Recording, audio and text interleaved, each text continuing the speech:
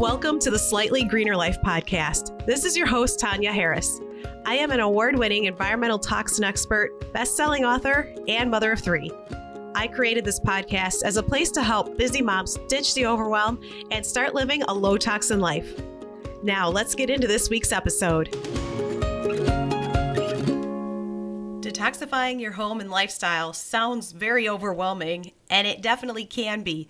But if you take it just a couple of steps at a time and remember these 3 simple tips, you'll be surprised at how easy and automatic it can be. So here are 3 ways to stay slightly greener without getting completely overwhelmed. The 3 that we'll talk about today are the 80-20 rule, find your deal breakers, and number 3 is to choose your top 2. But first, let's dig into the 80-20 rule. And this rule works for so many things, including toxins, believe it or not. And the way it works here is that if you can buy safer products 80% of the time, then you don't have to worry so much about the other 20% of the time where you don't have control, or say you're at an event, or even if you just want to treat yourself. But it could also be if you're trying to stick to a budget, or like me, if you're traveling and you forget something and the store doesn't carry your favorite safer version of that product. Really, no matter what the reason, the 80-20 rule comes in handy. And don't worry if you can't do that 80-20, that's fine too. Just start with 50-50 or 60-40, really whatever works for you and your budget and lifestyle. Just start with what works best for you and your family and work your way up from there.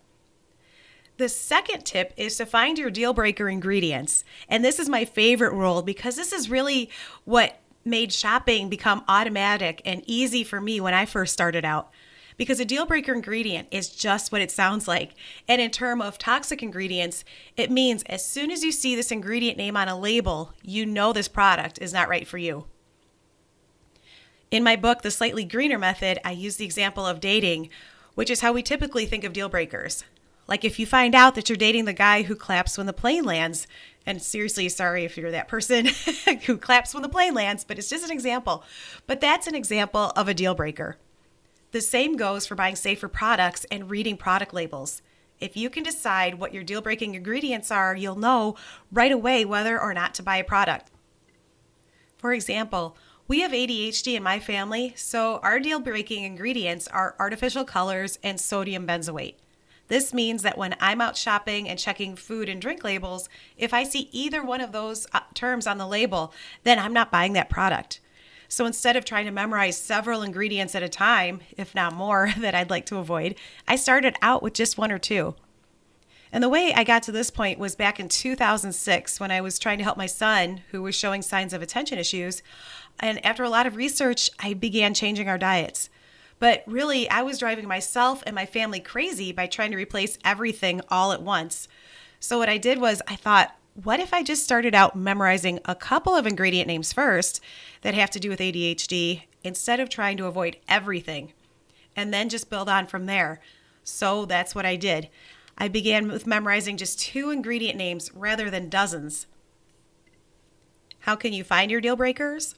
One of the best ways is to think about any health concerns you or your children have, or maybe a concern of something that runs in your family. Like our example of artificial colors. Those are known to be linked to hyperactivity, so I chose that one first. Or if you have eczema, maybe sodium lauryl sulfate would be an ingredient you could start out avoiding, because that one is strongly linked to inflammation and skin irritation. And when you buy my book, you get a dedicated book website that has a protocol of ingredients to avoid that have to do with certain health conditions like ADHD or weight gain, brain health, and even what to avoid during pregnancy. Or maybe you don't have any current health concerns, which is awesome, but you just want to be healthier. My book's website also has an ingredients to avoid ranked section that gives you my recommendations of ingredients to avoid in order of deal-breaking ingredients. But we're all individual and our needs are just as unique as we are. So I created the Slightly Greener Method and wrote my book to help you decide which toxins to prioritize avoiding for your own unique needs, because it can be so overwhelming at times. But when you use your deal breaker ingredients, pretty soon it becomes automatic and you'll know which brands to buy and which to skip. The third way to detoxify your home without losing your mind and your budget is to choose your top 2. This means choosing your top 2 or even your top 1 most used, most consumed toxic products and replacing just those first. I recommend starting in the kitchen, then moving on to your personal care products and cosmetics, and then onto your cleaning products, because I believe that these are the 3 main areas of your home where you can see the quickest impact. So if you can choose your top 2, or again, even if you just choose 1, most used, most toxic product, you'll make a big difference. This way, you're not replacing everything all at once, but you're doing it slowly over a period of time. For example, my daughter loved hot dogs when she was little, but I am not a big fan. As a treat, I would buy her a safer brand of hot dog, like Applegate Farms, and it would be an occasional treat.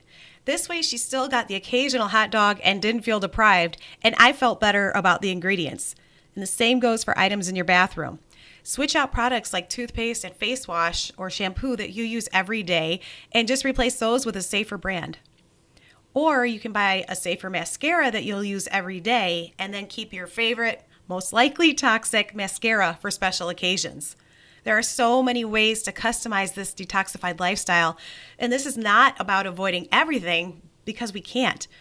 But what we can do is make these smaller changes that will add up over time and that will fit into our lifestyle rather than us feeling like we're depriving ourselves by changing our lifestyle to fit these changes. So that's it for the 3 ways to stay slightly greener without getting completely overwhelmed. Again, they're the 80-20 rule, find your deal breakers, and choose your top 2.